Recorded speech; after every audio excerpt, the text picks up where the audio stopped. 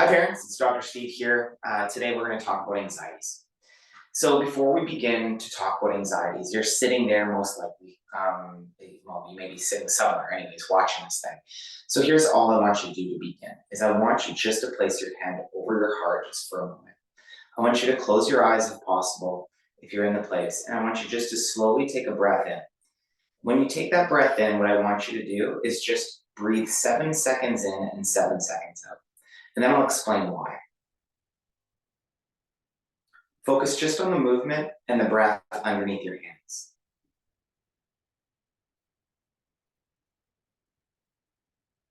We're just going to do 3 rounds of that.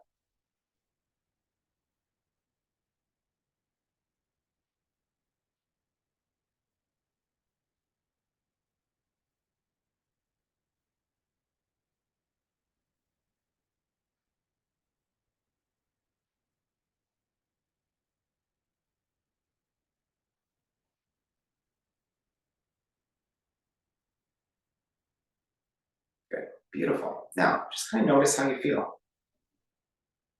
Something, the exact same, something changed just a little bit. The idea behind that at the beginning is you've heard the term self-regulate.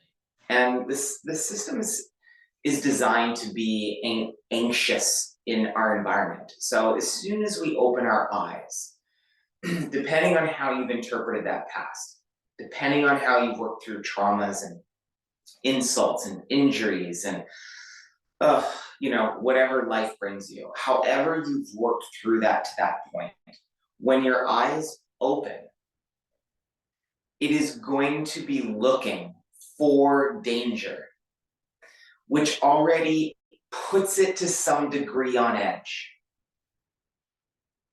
And if you're in a space, let's say you live on the lake and you open your eyes and you have an idea that you're basically today going to be sitting on the beach or playing in the water, or eating some snacks, your system already knows as you open your eyes that it doesn't necessarily need to preload too much for the anxiety response.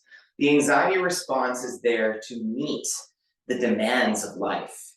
And if you open your eyes and it doesn't perceive that there's really going to be that many demands on you, your anxieties are going to be lower. That's why people feel different when they go on vacation, because they're accessing a different part of their nervous system. When they open their eyes in the morning, they're thinking about the pool. Which chair do I have?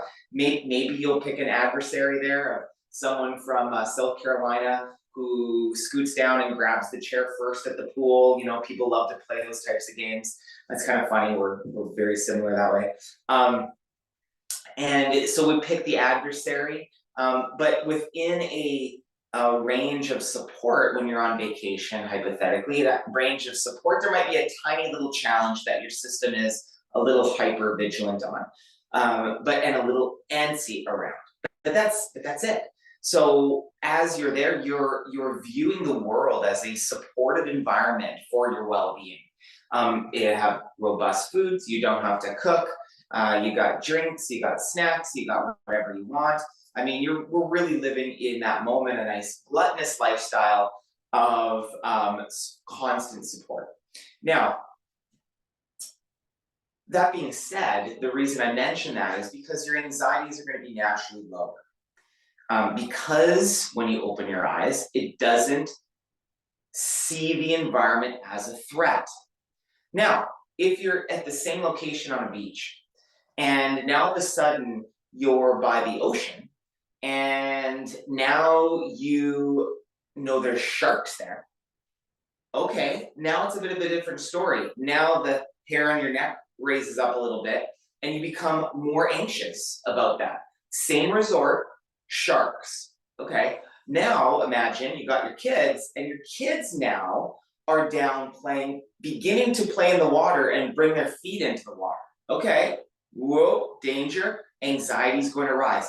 Same environment, different perception of it, different piece of data coming in to get antsy and protective about it. Okay, so you open your eyes, you think about the day, the food, the chairs, the pool, minimal anxieties, because Everything in your environment is supporting life, it's supporting your values, it's supporting ease.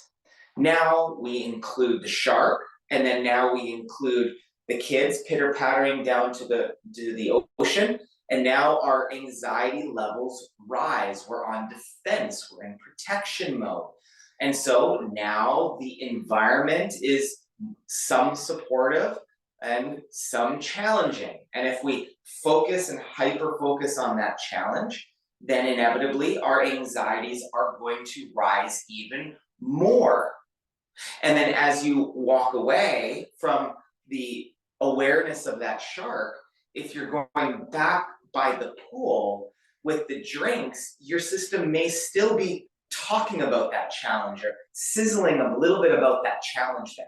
And so this is the way that we interact in our environment on a regular basis. And so these anxieties kind of float, rise and fall, and rise and fall.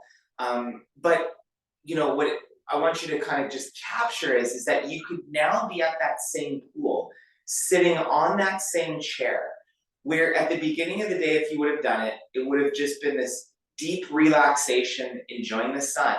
And now, because of a challenge, it's now impacting your system. And now you're talking to your neighbors about the shark and how dangerous that could be. And people need to watch out for their kids, but that shark, the exact same environment of the pool, totally different experience.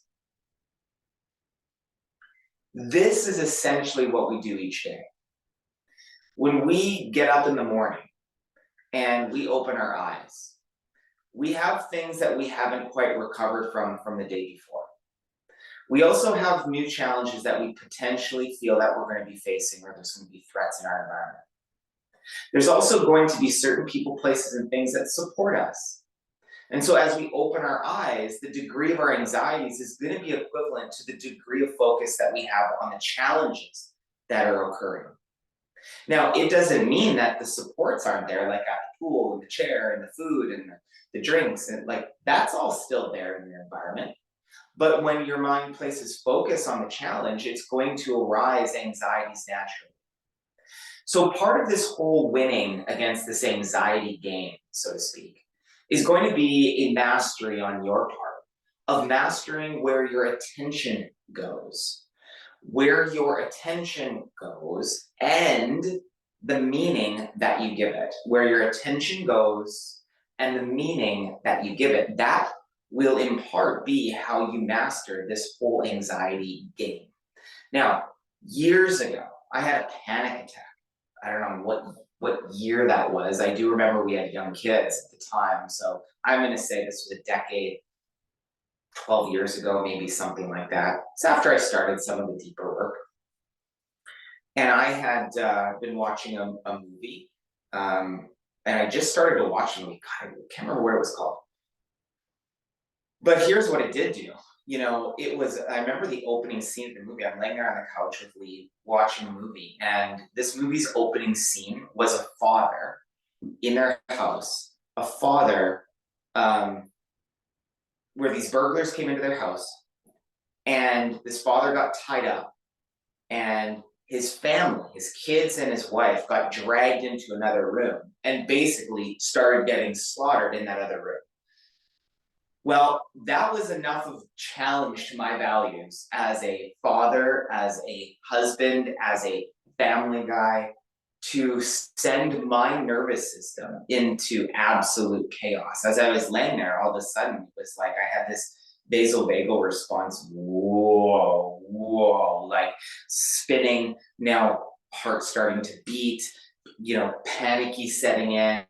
And anyways, so that being said, as soon as I began to focus on the challenge, the threat to my values, the whole system began to operate differently. Now, did I do anything different? I was completely at rest, but what my mind was focusing on, and then it created a nightmare in their scenario of like, oh my God, can you imagine, Steve, if that happened? And it's literally placing my body in that experience. It has no choice but to rev the entire system up as I'm laying on the couch. Okay. And oftentimes you can do this too, to lesser degrees, is that we play out these scenarios in our mind. Even if you know about the shark and you go back to the pool, you're playing out a scenario in your mind that is creating, and you're creating a focus and a meaning to what that imagery is. And it will increase your blood pressure, it will increase your heart rate, it will increase your adrenal glands and norepinephrine and epinephrine, and get these stress hormones and cortisol. It'll get all those things going because that's the way your body is built. As soon as it perceives a threat, its job is to go on defense mode. And so if you don't master this game of mind, focus, and meaning, you're going to be a slave to anxieties. Now, it doesn't mean I don't get antsy or worked up. But what it means is I have a capacity to sense it, feel it, and either make a quick shift like we did with the breath work right off the bat, okay? Because that's all it can take is 3, 4, 5 breaths just to regain some semblance of ease in the system so that I can focus. Or I actually go and do a little bit of work to see what seems to be kind of cycling through my head in terms of kind of spinning and churning these anxieties over, okay? So, focus, body plus focus plus meaning. Those are 3 things that you need to consider when we're looking at mastering this anxiety thing, okay? So if I was to go back into the chair around the pool, thinking about the sharks, the simple way that you would do that is, hey, place your hand on your chest, take a few breaths, let this body, autonomic nervous system reset a little bit. Like just get in there and just move it a bit, okay? Just unfreeze it, unfreeze it from its shock wave. Then the second thing, as I'm unfreezing this thing, I can then ask, how is that supportive of my values? How is learning about the shark supportive of my values? Well, what you think in your mind is like, well, if I was ignorant to the sharks, I would be vulnerable. If I was ignorant to the sharks and didn't know they even existed there, then I would be putting my children in threat, in jeopardy. So now if you play out that opposite scenario in there, you realize, whoa, like I need to know about those sharks. Okay, good. So within the anxiety of the sharks, there's actually the peace in knowing that there's a shark there. Where there's anxiety, there's simultaneously peace by knowing that there's sharks there. And so the ability to see both the peaceful side and the anxious side now can open the window in your mind to be able to give it a new meaning. So I connect with the body first, because that's just an easy way to start when I'm dealing with anxieties. The second thing is seeing where the protection is at or where the anxiety is around. I ask the question to see, well, where is the opposite simultaneously happening? Where is the opposite that's happening there for me? Where is it? Where is the peace in that moment? Well, the peace is in knowing. Well, the peace is in knowing my kids are still alive. Okay. Well, the peace is in knowing that the sharks are still, 80 feet out from the shore. There's peace there within the anxiety. And so, who was it? Scott Fitzgerald, who's an author, poet. He said, the test of first-rate intelligence is the ability to hold 2 opposing ideas in the mind at the same time and still be able to retain a level of function. So what I'm proposing to you is that within your anxious thoughts, within your anxious words, wherever that focus is, I want you to consider that there's the equal and opposite thing happening within your mind that's occurring. Your mind is part of duality. It holds 2 opposing positions in itself at the same time. It can't not.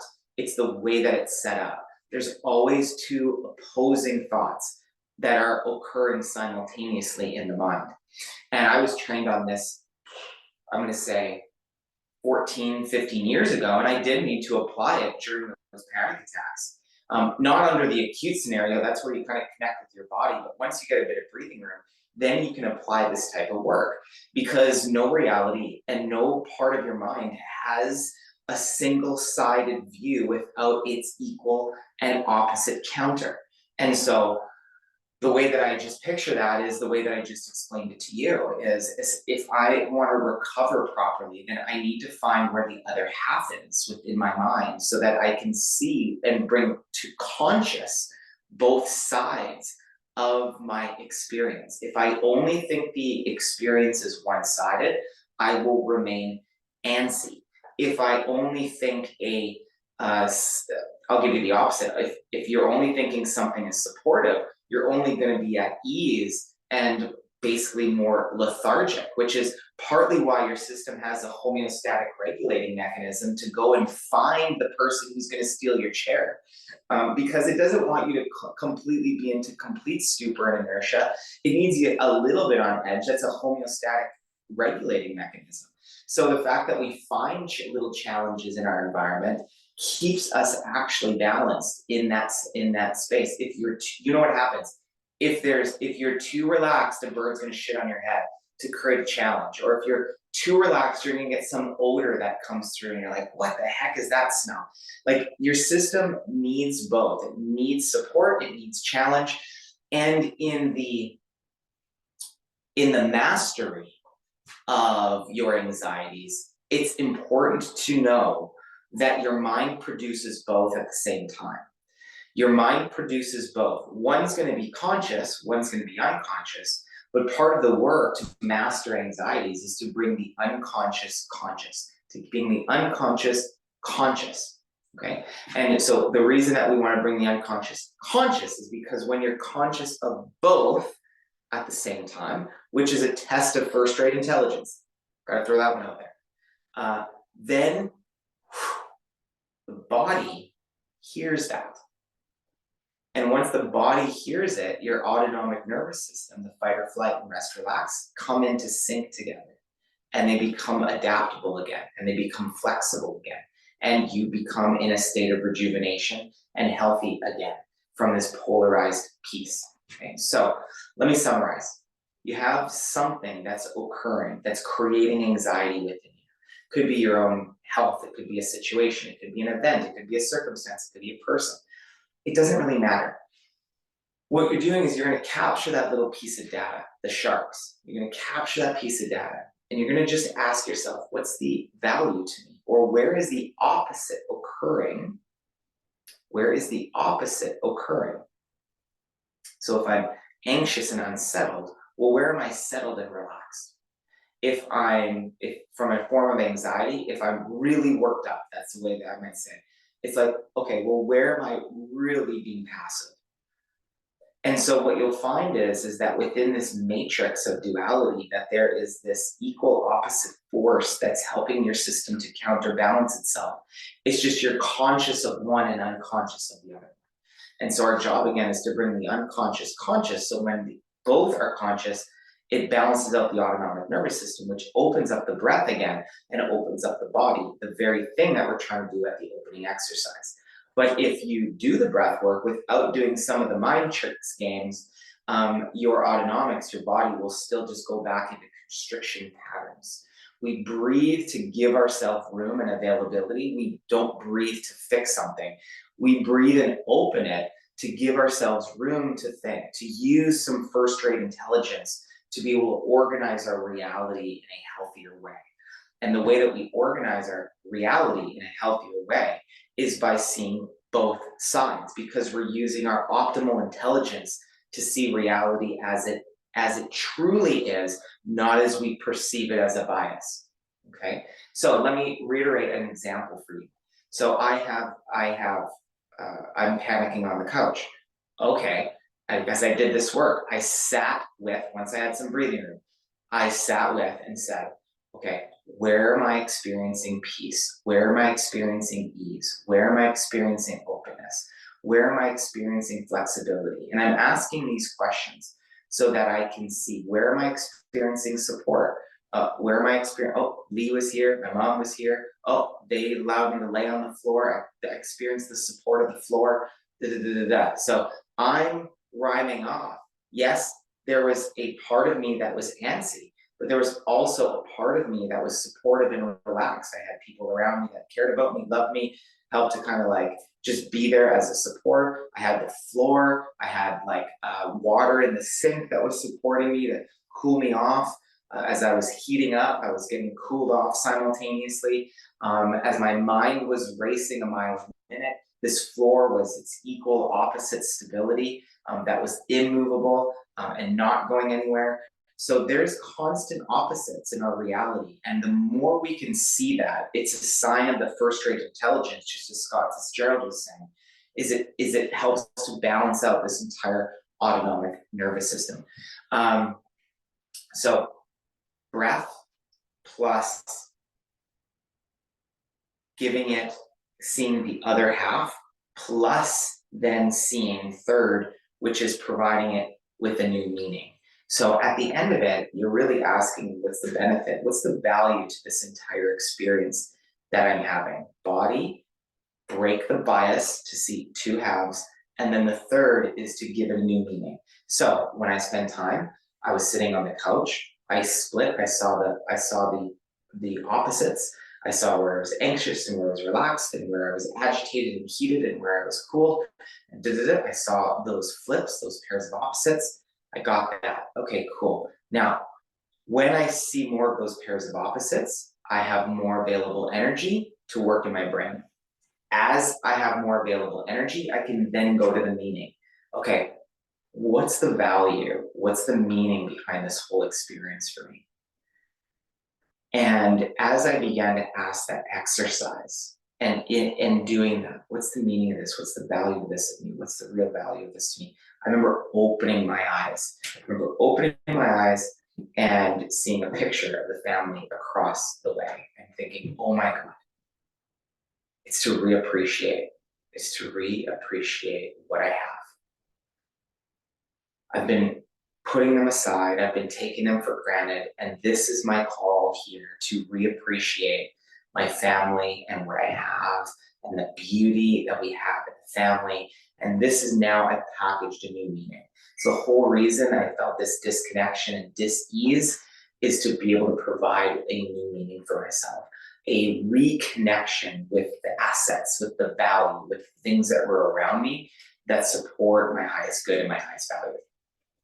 So those are some, for me, like a 3-step process to go about managing anxieties throughout the day, throughout the week. It's simply making sure that you're connected to your body. Number 2 is making sure that you can go in and see the splits, see the pairs of opposites. I assure you they're there. It's just you're unconscious of them. And then the third part, once you start seeing the pair of opposites, you're going to start feeling more relaxed in the body. Once you're more relaxed, then you can now ask the question, well, what's the meaning? What's the point of all this? And now you can package a new meaning and see the vision really behind what's occurring in your life. So those 3-step process is definitely what you can start to implement. Now we do this type of process in our upcoming program. It's Heart-Centered Leadership for Parents. And this is about a self-study of some of the most deepest layers of your being. It's for you to study, and we can give you the tools to be able to go in and find these various pairs of opposites that are absolutely will re-regulate you, reduce traumas, clear up traumas, in fact, set your mind on a new kind of like vision of the future, lots of cool stuff. If you're interested in really going down the rabbit hole of mastery of this thing, then please let us know. It'd be fun to have you. We want to just enhance and augment family life and have families thrive. And that's part of our mission. We're dedicated to having families thrive worldwide. So that's part of our mission. And this first part of Heart-Centered Leadership for Parents is the path for mastery for parents over their own state, their relationship dynamics, and their life as a whole. So if you're interested, please let us know, but we'll give you more feedback about that as we go. So hopefully this was valuable. The 3-step process, again, is connect to the body. 2, see the pair of opposites. 3, give it a new meaning. Follow that sequence and you are on your path to mastery. a beautiful, beautiful day, week, month, year, life, and we'll see you at the next perfect time.